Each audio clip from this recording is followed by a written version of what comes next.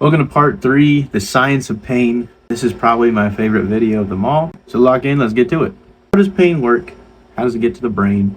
What does your brain do with it? So let's get started. First of all, we're going to pretend that I pricked my finger, okay? So when I pricked my finger, there was what's called a noxious stimuli. Basically, the stimulus that says you pricked your finger, pain. So what's that going to do? That's going to travel through your nerve all the way to the corresponding spinal cord. So if I prick my finger here, it's going to send the stimulus to about spinal cord 6 or 7. From there, it's going to enter the dorsal horn, which is a part of the spinal cord that helps send it up toward the brain. Now, the part that sends it up to the brain is called the spinothalamic tract. Basically, that helps know if it's a burn or a prick or if it's a pinch or something like that. From there, it's going to send it up to a part in your brain called the thalamus. Now, the thalamus is kind of going to direct things where they need to go. Think of it like a relay center for your brain. So the thalamus is then going to relay it to the somatosensory cortex. They like to use big words, but think of it like a big old map for your body. So when it hits the somatosensory cortex, it's going to say, oh, this was hurting right at his pointer finger, left side to be exact. Once it decides that, it's going to send it over to the prefrontal cortex, and your brain is going to decide, what do I do with that? The prefrontal cortex is kind of like your decision-making part of your brain. Now that right there is the important part, because that is where pain is created. When your brain decides, what do I want to do with this? Is this something that I need to say, we're good, or is it something that I need to address? So when I prick my finger, what is the brain going to do?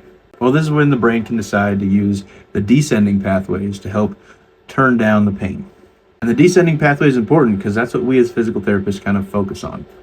So let's say my brain says, ooh, we want to eliminate some of the pain in my pointer finger. It's going to send a signal down through the midbrain and then back to that dorsal horn around the level of 6 or 7, which then we can release things like endorphins or serotonin, which are these things that make you feel good or feel better, hence eliminate or reduce your pain. And things that help with that are things like manual therapy, exercise, a good mental outlook, and more, which we'll talk about in a further video. And that kind of encases what we call acute pain. Something happens, your brain registers it, it does something about it. But if you continue having that pain for a long time, for over 6 weeks, then we get into kind of a chronic pain part. My finger is healed. It's not pricked anymore, but I'm still feeling pain. And this can come from a lot of things. It can come from the mental side, which we'll get into more. It can come from anything in that biopsychosocial model that we talked about.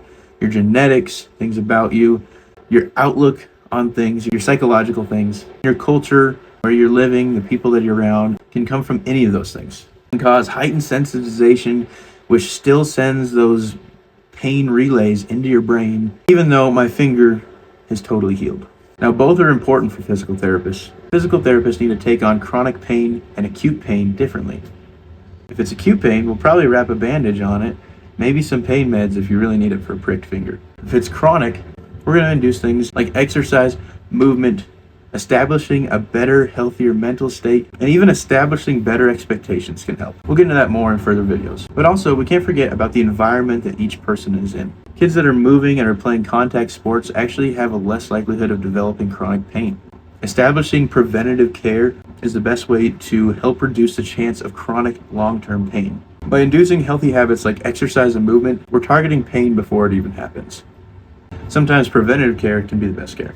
Stay tuned for video 4. We're talking about pain management and healthcare. Swipe down to the next video.